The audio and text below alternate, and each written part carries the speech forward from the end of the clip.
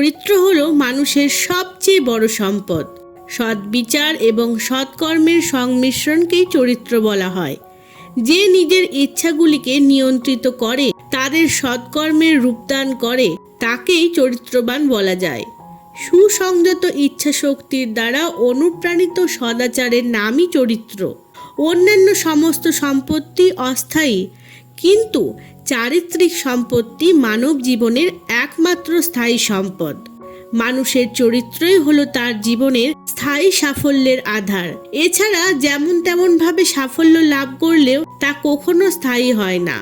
সেবা, দয়া, পরোপকার, উদারতা, ত্যাগ, শিষ্টাচার, সৎ ব্যবহার ইত্যাদি যদি চরিত্রের বাহ্য অঙ্গ হয়, তাহলে সদ্ভাব, উৎকৃষ্ট চিন্তন, নিয়মানুবর্তিতা, সুশৃঙ্খল জীবন এবং স্বাস্থ্য গম্ভীর মনোভূমি ইত্যাদি হলো চরিত্রের পরোক্ষ অঙ্গ।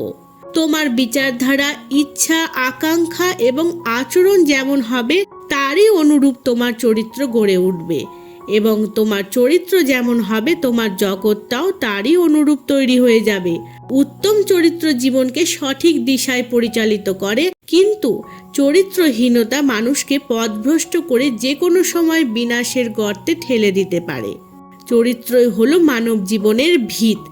এই ভিত যদি জীর্ণ, জর্জর ও দুর্বল হয়, তাহলে জীবনের দেবালয় বিশ্বাসপূর্বক টিকে থাকতে পারে না। যার চরিত্র অধঃপতিত, যে সমাজে বিশ্বাসের যোগ্য নয়, তাকে প্রতি পদে পদে অসহযোগ, অসহানুভূতির জ্বালা সহ্য করতেই হবে। নিকৃষ্টতম মানুষরাও ওপর থেকে মানুক বা না মানুক, তারা কিন্তু মনে মনে সচ্চরিত্র ব্যক্তির প্রতি এক ধরনের সম্মানের মনোভাবই পোষণ করে এবং তাকে ভয়ও পায়। প্রাচীনকালে আমাদের ভারতবর্ষ বিশ্বগুরু হওয়ার গৌরব অর্জন করতে পেরেছিল।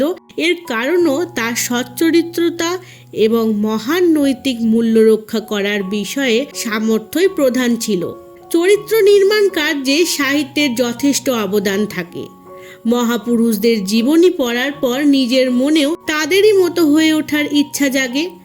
বিচারধারাকে দৃঢ়তা ও শক্তি প্রদান করার যোগ্য সাহিত্য মানুষের আত্মনির্মাণের কাজে উল্লেখযোগ্য ভূমিকা পালন করে। এর ফলে আন্তরিক বিশেষত্ব জাগ্রত হয়। ভালো পুস্তকের মাধ্যমে প্রাপ্ত অনুপ্রেরণা প্রকৃত বন্ধুর কাজ করে। এতে জীবনের সঠিক দিশার জ্ঞান হয়। এর বিপরীতে অশ্লীল সাহিত্য মানুষের অধঃপতনের কারণ হয়ে দাঁড়ায়। চরিত্র মানুষের সবচাইতে বড় শক্তি ও সম্পদ। জগতের অনন্ত সম্পদের অধিপতি হওয়া সত্ত্বেও যদি কেউ চরিত্রহীন হয়ে থাকে, তাহলে তাকে সব দিক দিয়ে বিপন্নই মনে করা হবে। আপাতত দেশের যুবাবৃন্দের উপর এই দায়িত্ব এসে পড়েছে যে দেশের চরিত্রকে ঊর্ধ্বগামী করে তোলার জন্য তারা যেন স্বয়ং নিজের চরিত্রকেও উজ্জ্বল রাখে এবং অপরের চরিত্রও রক্ষা করে। ধন্যবাদ।